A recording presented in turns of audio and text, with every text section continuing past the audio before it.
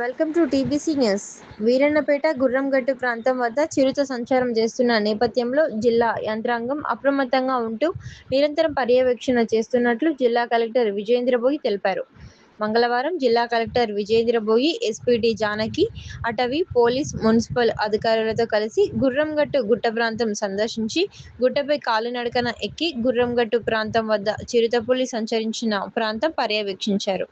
ఈ సందర్భంగా కలెక్టర్ మాట్లాడుతూ అటవీ, పోలీస్, మున్సిపల్ శాఖల నుండి టీములు ఏర్పాటు చేసి 24/7 పర్యవేక్షణ చేస్తున్నట్లు కలెక్టర్ తెలిపారు. ఈ సందర్భంగా కలెక్టర్ మీడియాతో మాట్లాడుతూ పులి సంచారం విషయం తెలుసుకున్న అటవీ శాఖ అధికారులు వెంటనే స్పందించి పులి తిరిగే ప్రదేశంలో బోను అమర్చినట్లు తెలిపారు. ప్రజలను అవగాహన కల్పించి అప్రమత్తులను చేసినట్లు తెలిపారు. సీసీ కెమెరాలు, డ్రోన్ కెమెరాల ద్వారా కూడా పర్యవేక్షణ చేస్తున్నట్లు ఏర్పాటు చేసినట్లు తెలిపారు. ప్రజలు ఎటువంటి భయాందోళన చెందకుండా అప్రమత్తంగా ఉండాలని అన్నారు. ప్రజలు తగు జాగ్రత్తలు తీసుకోవాలని అవగాహన కలిగించినట్లు తెలిపారు. మనకి మహబూబ్ నగర్లో ఈ చిరుత సంచారం గురించి ఉన్న సమాచారం మేరకు లాస్ట్ 1 వీక్ 10 డేస్ నుంచి కూడా ఇక్కడ చాలా విస్తృతంగా పర్యవేక్షణ అనేది పెట్టడం జరిగింది. కొన్ని చోట్ల చిరుత కనిపించడంతో కొంత ప్రజలు కూడా భయపడడం అనేది ఉంది.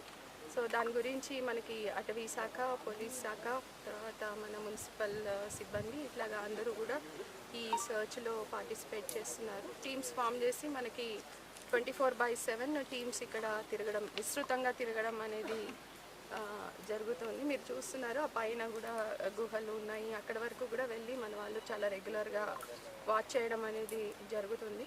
అయితే గత 3-4 రోజుల నుంచి మనకి కనిపించలేదు, ఇక్కడ బయటకు వచ్చిన దాఖలాలు అయితే లేవు. మనం ఇక్కడ బోన్ పెట్టాము, అదేవిధంగా సీసీ కెమెరాలు కూడా పెట్టారు.